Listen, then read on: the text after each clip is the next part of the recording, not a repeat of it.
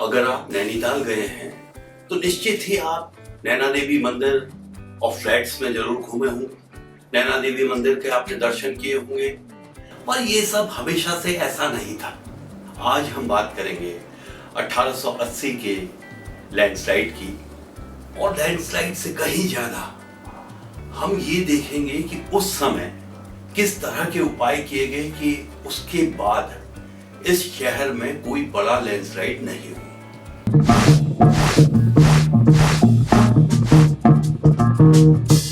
नैनीताल जो है उसका संदर्भ मानस खंड में आता है, जहां उसे त्रिऋषि सरोवर कहा गया है। 3 ऋषियों का सरोवर, ऋषि पुलस्त्य, पुलह और अत्रि। माना जाता है कि ये तीनों ऋषि गागर के रास्ते यहाँ पर आए और यहाँ इन्हें प्यास लगी, पानी पीने की इच्छा हुई, और यहाँ इन्हें कहीं चारों ओर पानी नहीं दिखाई दिया, तो इन्होंने एक गड्ढा किया और मानसरोवर का आह्वान किया। तो माना जाता है कि मानसरोवर का पानी इस लेक में अवतरित हुआ और इसीलिए इस लेक को काफी पवित्र माना जाता है। यहाँ के जो लोग थे, इसके किनारे एक मंदिर हुआ करता था जिसको ये बहुत ही ज्यादा सीक्रेट मानते थे, जो सीक्रेट ग्रोव की तरह इस पूरे इलाके को रखा करते थे। बाहरी लोगों को इसके बारे में कुछ नहीं बताया करते थे और केवल पूजा अर्चना के लिए साल के कुछ समय यहाँ आते थे और चुपचाप यहाँ से चले आते थे। माना जाता है कि 1823 में ट्रेल ने इस लेक की खोज की, परंतु यहाँ के जो लोकल थे उनकी भावनाओं का आदर करते हुए उन्होंने किसी से इसके बारे में बाहर नहीं बताया। 1841 में पीटर बैरॉन जो थे शाहजहांपुर के, वो शिकार खेलने यहाँ नीचे हल्द्वानी तक आए। वहां से ये भीमताल आए और फिर खैरना के रास्ते किसी जो लोकल आदमी था उसको डरा धमका के यहाँ तक पहुंचे, लेक तक, और वो वापस रामगढ़ के रास्ते गए। उसी साल 1841 में कलकत्ता से सपने वाले इंग्लिशमैन में इस लेक की खोज के बारे में लेख छपा। पीटर बैरॉन ने आगरा अखबार में एक लेटर पब्लिश किया पिलग्रिम के नाम से, जिसमें इन्होंने इस लेक की खोज के बारे में लिखा, यहाँ किस तरह की सुंदरता है उसका वर्णन किया। एक नरसिंह ठोकदार हुआ करते थे यहाँ के नेटिव, जिन्होंने नैनीताल की पूरी सराउंडिंग जो लैंड थी उसके ऊपर अपना दावा कोर्ट में किया था। माना जाता है कि 1842 में पीटर बैरॉन इनको अपने साथ लेक में बोट में ले गए। वो पहली बार बोट लेके यहाँ पीटर बैरॉन आए थे 1842 में। वो अपने साथ नरसिंह ठोकदार को बोट में ले गए और बीच लेक में जाके उन्होंने कहा कि मैं बोट को पलटा दूंगा अगर आपने साइन नहीं किए कि मैं रिलिंक्विश करता हूँ अपना क्लेम। और नरसिंह ठोकदार जो थे वो डर गए और उन्होंने दस्तखत कर दिए। उसके बाद समय बीतने के साथ नरसिंह ठोकदार को नैनीताल का पटवारी बना दिया गया, 5 रुपया पर महीने की वेतन पाई। हो सकता है नैनीताल जाने के बाद आपको लगा हो कि ये शहर बहुत पुराना है, परंतु सच मानिए यहाँ पर जो पहला घर बना पी बैरॉन ने बनाया 1841 में बना, तो शहर बसना 1841 में शुरू हुआ। समय बीतने के साथ 1855 में जो कुमाऊं की कमिश्नरी थी, हमेशा से अल्मोड़ा में थी, उसे अल्मोड़ा से नैनीताल शिफ्ट कर दिया गया कि नैनीताल रहने के लिहाज से ब्रिटिशर्स को ज्यादा अच्छा लगा। 1873 में एक एक्ट पास किया गया जिसके आधार पर नैनीताल को म्युनिसिपैलिटी का दर्जा दिया गया। और समय बीतने के साथ नैनीताल जो है यूनाइटेड प्रोविंस का समर कैपिटल घोषित कर दिया गया। हर साल लखनऊ से यहाँ पर सेक्रेटरीट शिफ्ट होता था। यहाँ पे गवर्नर हाउस बनाया गया गवर्नर के रहने के लिए, और साथ ही जहाँ पे आज हाई कोर्ट है वो पुराना सेक्रेटरीट हुआ करता था जब ब्रिटिश यहाँ पे आया करते थे। भूस्खलनों का होना पहाड़ों में कोई नई बात नहीं है। वो नैनीताल हो या दूसरी जगहें हो, वहां लैंडस्लाइड होते रहे हैं। पहाड़ों में लैंडस्लाइड होना एक सामान्य घटना है। तो शहर बसना 1841 में शुरू हुआ। तो शहर के बसने के करीब 39-40 इयर्स के बाद 1880 में यहाँ एक बहुत बड़ा लैंडस्लाइड हुआ, जिसे शेर का डांडा लैंडस्लाइड कहते हैं। अगर आप मल्लीताल में जो रिक्शा स्टैंड है, पुराना रिक्शा स्टैंड, उसके ऊपर की जो पहाड़ी है उसे शेर का डांडा कहते हैं। उसी से ये लैंडस्लाइड इनिशिएट हुआ था। 1880 में 16 सितंबर से भारी बारिश हो रही थी पूरे क्षेत्र में, और जो रिकॉर्ड्स हैं 17 और 18 सितंबर को 838 मिलीमीटर वर्षा रिकॉर्ड की गई। 18 सितंबर को पूरा का पूरा जो शेर की डांडा का हिल है वो एकदम पल्वराइज्ड होके नीचे आ गया। वहां पर एक बड़ा होटल, विक्टोरिया होटल हुआ करता था, वो पूरा का पूरा उसकी चपेट में आ गया। उस समय जो नैना देवी का मंदिर था वो लेक के दूसरे एंड पे था, रिक्शा स्टैंड के पास हुआ करता था। वो मंदिर इस मलबे की चपेट में आ गया और जो ये मलबा आया, इस मलबे की वजह से लेक का काफी भाग भर गया और उसमें जो आज हम फ्लैट्स वाला मैदान देखते हैं वो बनाया गया बाद में समतल करके। और उसी के साथ भूस्खलन के बाद जिस स्थान पर मंदिर की घंटी मिली वहां पर नया मंदिर बनाया गया। तो पहले मंदिर दूसरी जगह था, भूस्खलन के बाद उसकी घंटी जहां पे मिली वहां पर देवी को स्थापित किया गया। आज का जो मंदिर है वो 1880 के भूस्खलन के बाद बना है और इस घटना में 151 लोग मारे गए जिसमें कि 43 यूरोपियंस थे। और इस घटना में जो हताहत यूरोपियंस थे उनको सूखाताल में जो क्रिमेटरी है उसमें दफनाया गया।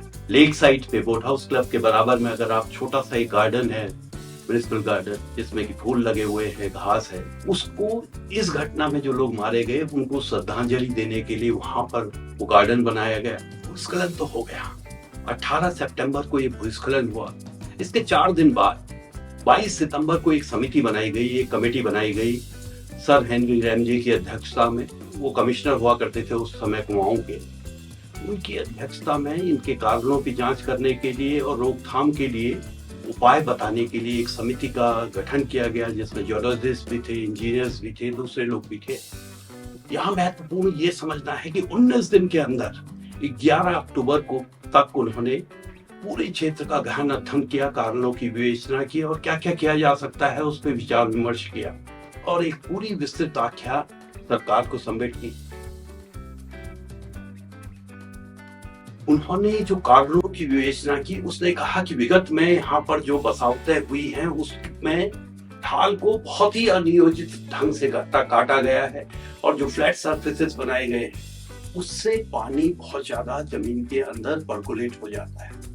और यहाँ पे जो उन्होंने कहा कि रॉक्स जो हैं वो स्लेट और शेल हैं जो कि बहुत ही ज्यादा पोलराइज्ड हैं, उसमें फ्रैक्चर बहुत ज्यादा है।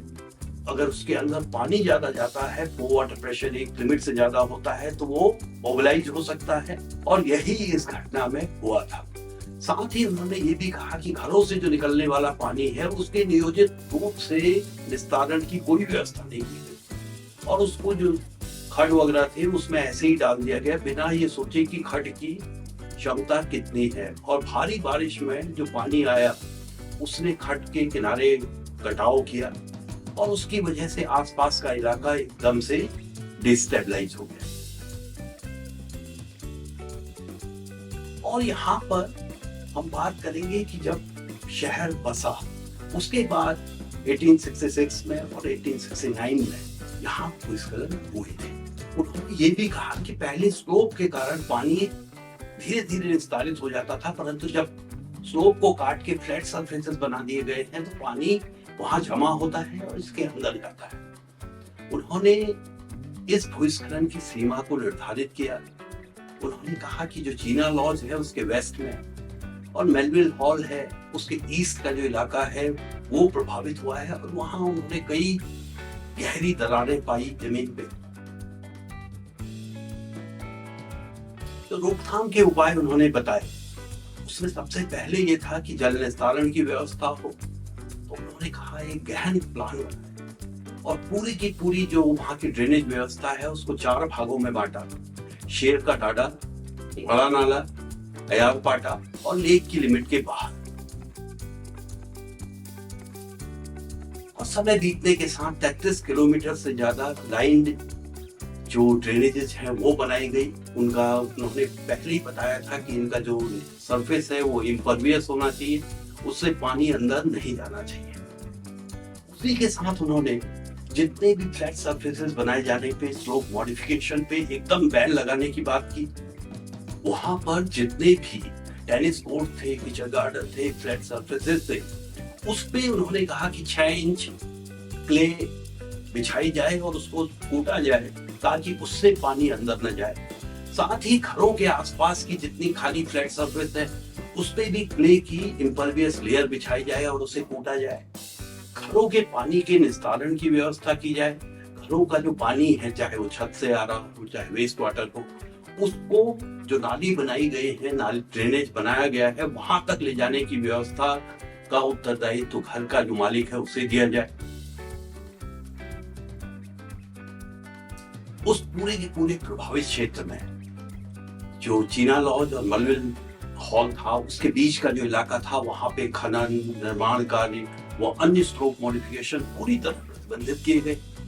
प्लांटेशन की बात की गई कि प्लांटेशन को बढ़ावा दिया जाए, ग्रेजिंग पे रोक लगाई गई और साथ ही उन्होंने एक लेक साइड सेफ्टी कमेटी बनाने की बात की कमिश्नर की अध्यक्षता में, जो हर साल मिले और जो उपाय बताए गए वो किस तरह क्रियान्वित हो रहे हैं, किस तरह से कहीं नए इलाके में कोई नई इनस्टेबिलिटी तो नहीं आ रही है, उसकी जांच करे।